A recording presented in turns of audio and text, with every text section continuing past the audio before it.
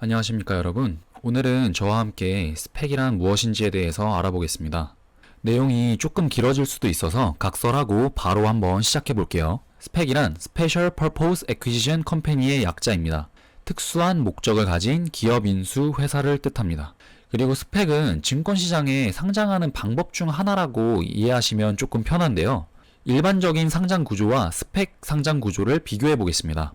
일반적인 기업의 상장 구조는 먼저 상장을 원하는 기업이 있습니다. 그 기업이 증권사를 통해서 가치 평가를 받습니다. 이 평가를 IPO라고 부르죠.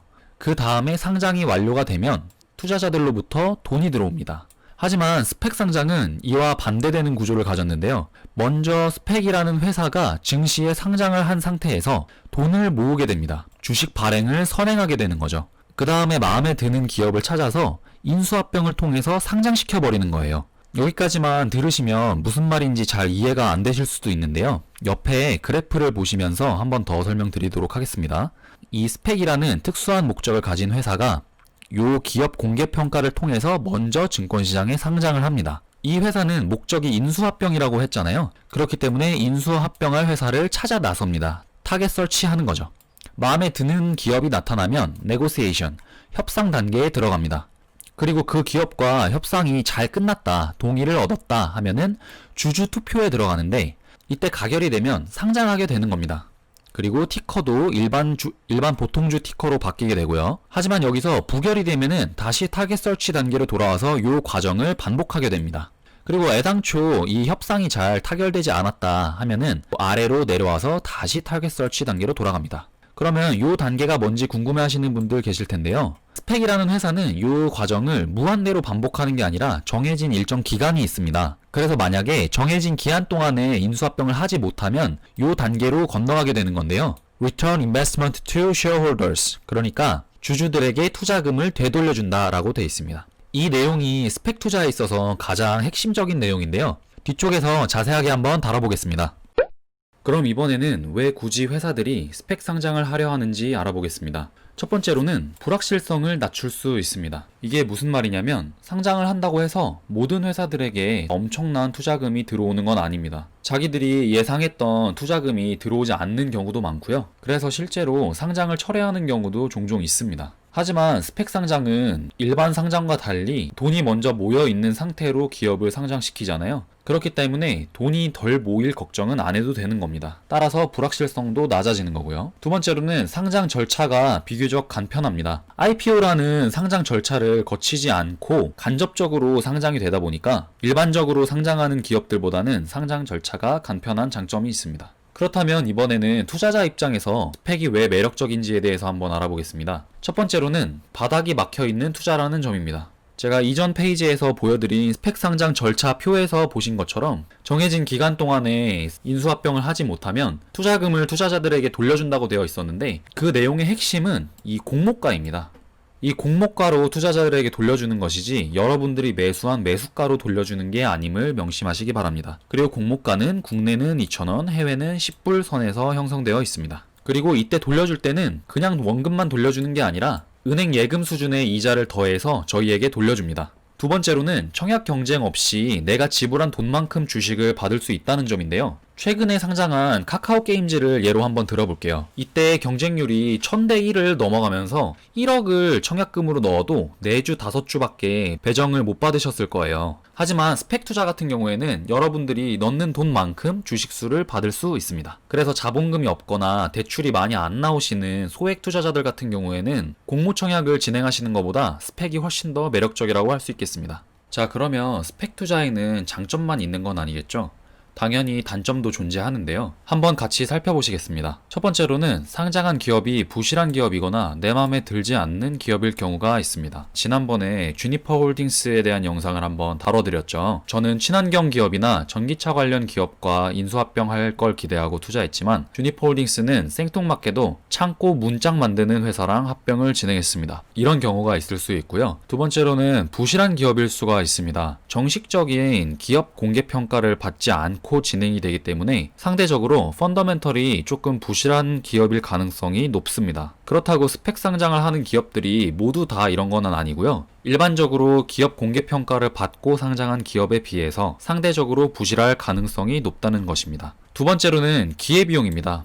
기회비용이 뭔지 다들 아시나요? 모르시는 분들 계실까봐 간단하게만 설명하고 들어가면 어떤 한 가지를 선택했을 때 선택하지 못하는 것에서 발생하는 비용입니다. A라는 아이스크림과 B라는 아이스크림이 있다고 해볼게요. 하지만 여러분들은 둘 중에 한 가지만 선택할 수 있습니다. 그때 A를 선택하면 B가 바로 기회비용이 되는 겁니다. 이거를 그대로 지금 저희가 보고 있는 스펙 투자에다가 접목을 시켜볼게요. 여러분들이 예를 들어 1,000만 원이 있다고 가정을 해보겠습니다. 그 1,000만 원을 스펙에다가 전부 다 투자를 했을 때 다른 곳에 투자를 해서 발생할 수 있는 비용이 바로 기회비용이 되는 거죠. 스펙 투자는 길게는 2년까지 돈이 물릴 수 있습니다. 그러면 이 2년 동안에 다른 곳, 전에 알아봤던 SPY에 투자한다고 예를 들어 볼게요.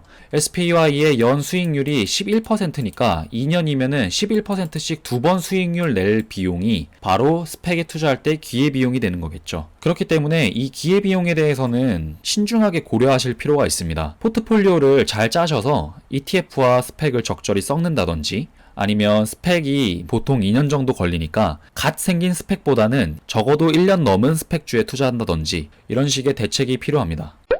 자, 다음 페이지는 국내와 해외 스펙의 차이점에 대해서 알려드리겠습니다. 먼저 스펙 규모는 국내는 적게는 50억부터 많게는 300억, 해외는 적게는 2천만 달러부터 많게는 3에서 4억 달러 선을 유지하고 있습니다. 요 최대 금액을 기준으로 제가 설명을 좀 드려볼게요. 국내는 300억, 해외는 이 4억 달러라고 예를 들면 저희 나라 돈으로 약 4,300억 정도 됩니다. 그러면 단순 산수로만 해도 이미 11배가 넘어가죠. 그렇기 때문에 이 스펙 규모 면에서는 해외의 압승이라고 할 수 있습니다. 스펙 규모가 왜 중요하냐면 300억으로 살 수 있는 기업과 4억 달러로 살 수 있는 기업은 규모 자체가 다르기 때문입니다. 얘가 동네 슈퍼마켓을 살 수 있으면 얘는 이 돈으로 코스트코 본사를 사버릴 수 있는 거죠. 그래서 이 스펙 규모가 크면 클수록 큰 기업과 인수합병할 가능성도 커지는 겁니다. 발행 공모가는 국내는 보통 2,000원 선이고요. 해외는 9에서 10달러 선에 형성되어 있습니다. 합병 기한은 국내는 3년이고 해외는 2년입니다.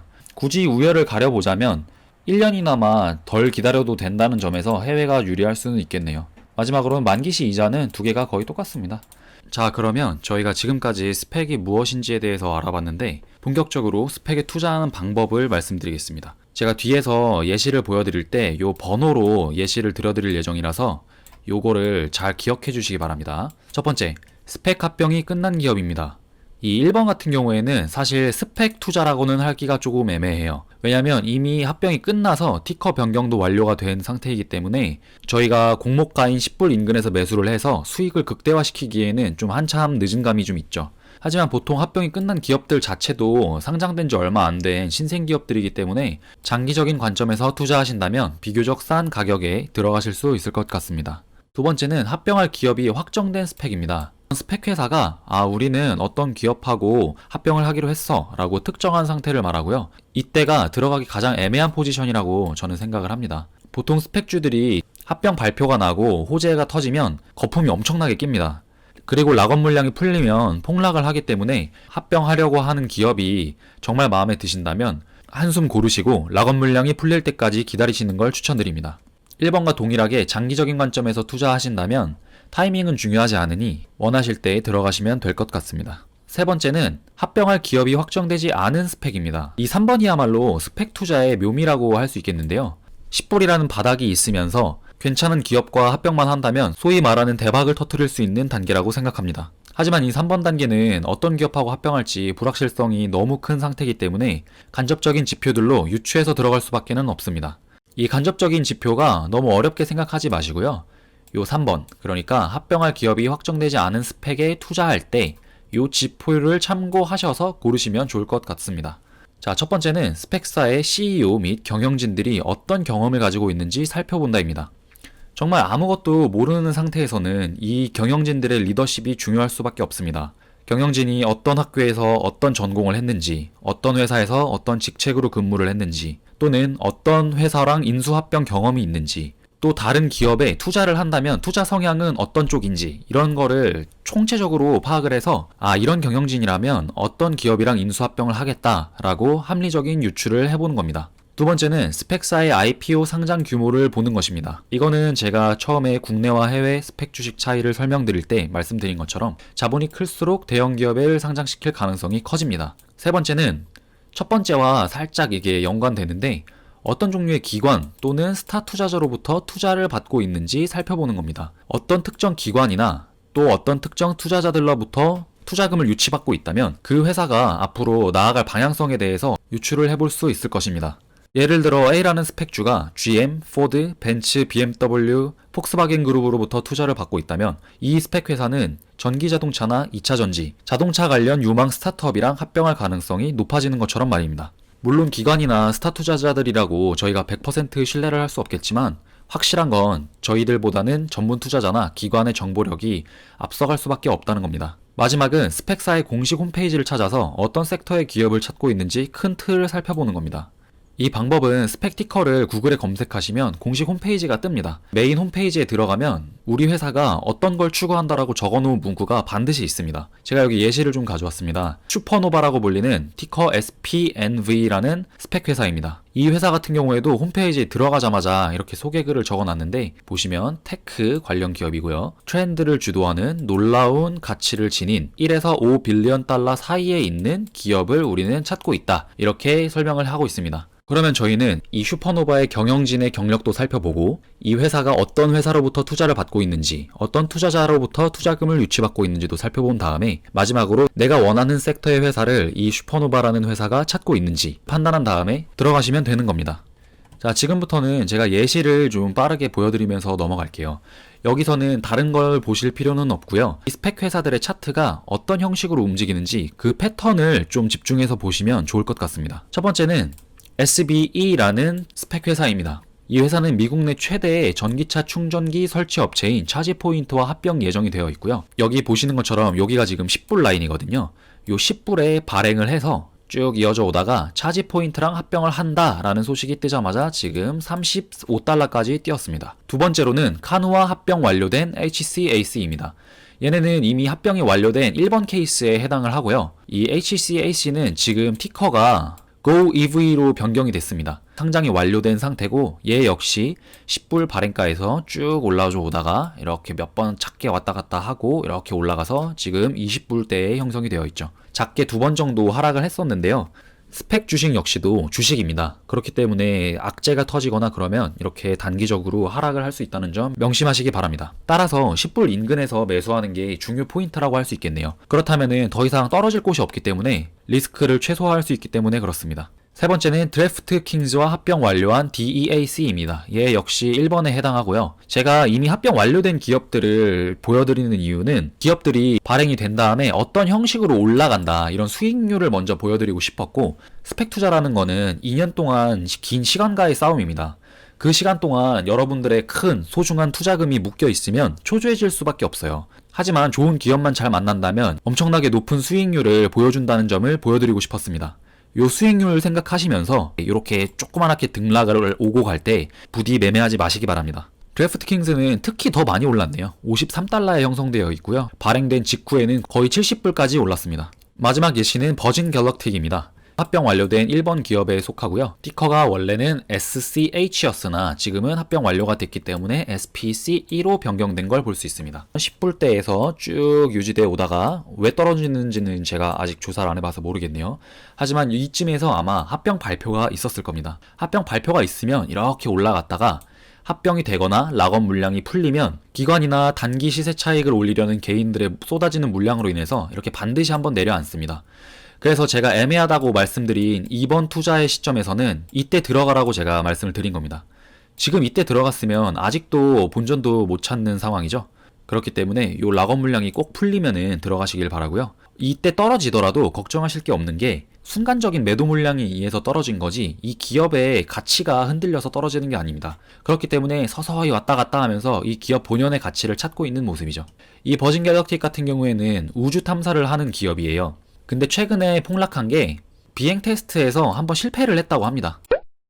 자, 오늘 저와 함께 스펙이 무엇인지 스펙의 장단점엔 어떤 것들이 있는지, 스펙주 차트의 패턴과 마지막으로 스펙 투자를 어떻게 할 것인지에 대해서 알아봤습니다. 공부를 하면 할수록 매력적인 스펙입니다. ETF와 함께 적절히 포트폴리오를 꾸미신다면 여러분들의 경제적 자유 보다 효과적으로 이뤄낼 수 있을 거라고 생각합니다. 오늘도 제 영상 봐주셔서 감사하고요. 다음 영상에서 뵙겠습니다. 감사합니다.